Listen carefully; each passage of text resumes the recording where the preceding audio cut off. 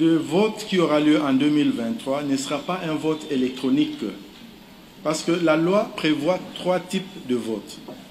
Il y a le vote manuel, comme on a fait en 2006 et en 2011. Il y a le vote semi-électronique, qu'on peut aussi appeler semi-manuel, comme nous avons fait en 2018 avec la machine à voter. Et puis il y a le vote électronique. La différence entre le vote semi-électronique et électronique est que pour le vote semi-électronique, vous avez la machine à voter qui vous donne un bulletin que vous allez mettre dans l'urne. Donc, ce vote-là a des aspects électroniques et manuels. Le résultat que vous donne la machine est confirmé par les dépouillements que vous ferez au bureau de vote.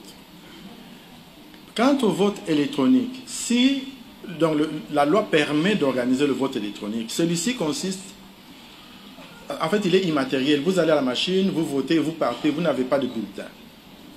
Ça c'est électronique seulement. Alors, nous à la CENI, on s'est dit, dans le pays, on n'a pas confiance totale en la CENI. Nous ne pouvons pas nous permettre d'organiser un vote où vous n'avez pas de papier. Vous venez seulement, vous votez et vous partez et puis on vous dit c'est elle qui a gagné. Ça ne peut pas se faire. Donc même nous-mêmes, nous sommes convaincus que ça ne doit pas se faire. Le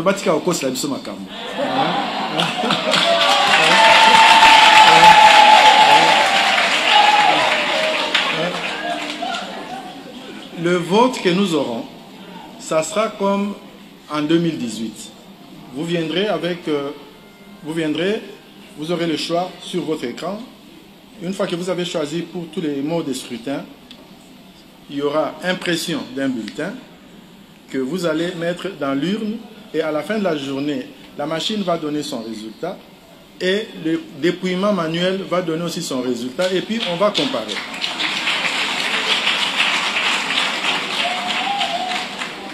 Et puis, une fois que cela est fait, chaque bureau de vote va afficher les résultats.